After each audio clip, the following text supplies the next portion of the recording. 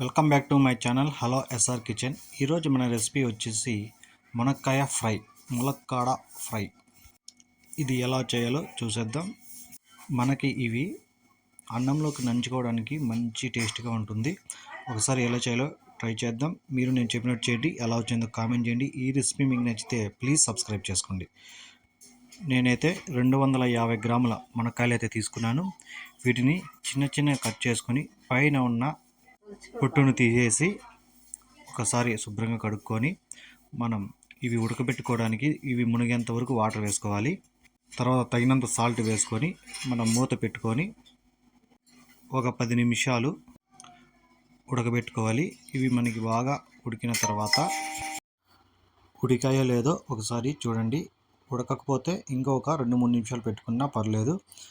ఇలా మనము గంటితో ఇలా అంటే మనకి మెత్తగా రావాలి. మనకైతే ఇవి ఉడికిపోయినాయి. ఇందులో ఉన్న వాటర్ అంతా తీసేసి ఈ మునక్కాయలు తీసుకొని ఒక పక్కన పెట్టుకోవాలి. తర్వాత స్టవ్ ఆన్ చేసి స్టవ్ మీద కడాయి పెట్టుకొని ఒక 2 స్పూన్లంత ఆయిల్ వేసుకొని ఆయిల్ కొంచెం వేడైన తర్వాత ఒక అర్ధ స్పూన్ అంత సాసులు వేసుకోవాలి.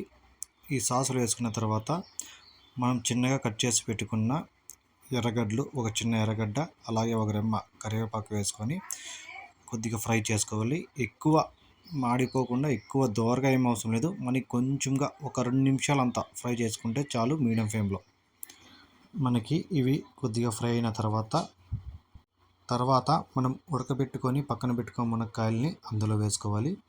నీళ్ళు ఏం లేకుండా మొత్తం వంచేసిన తర్వాత మునక్కాయలు మాత్రం వేసుకోవాలి. వాటర్ ఉంటే మొత్తం వంచేయాలి పక్కన. ఇలా వేసుకున్న తర్వాత మనం ఇది వచ్చి చెనిక్కాయల పొడి.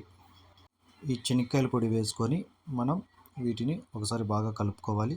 ఈ చెనిక్కాయల పొడి అనేది చెనిక్కాయలు వేయించుకొని తెల్లగడ్డలు సాల్ట్ వేసుకొని మొత్తం మిక్సీ పట్టుకోవాలి. ఒక రకంగా ఇలా మొత్తం మిక్స్ అయిన తర్వాత మనం దించుకుంటే సరిపోతుంది. మనం ఇంకేమీ దీంట్లోకి యాడ్ చేయని అవసరం లేదు. ఇదైతే మనకి అన్నంలోకి అయితే సైడ్ డిష్గా సూపర్ ఉంటుంది. నంచుకొని తింటుంటే మంచిగా ఉంటుంది. ఒకసారి మీరు ట్రై చేయండి, ఎలా వచ్చిందో కామెంట్ చేయండి. మనకైతే ఈ మునక్కాయల ఫ్రై అయితే రెడీ అయిపోయింది.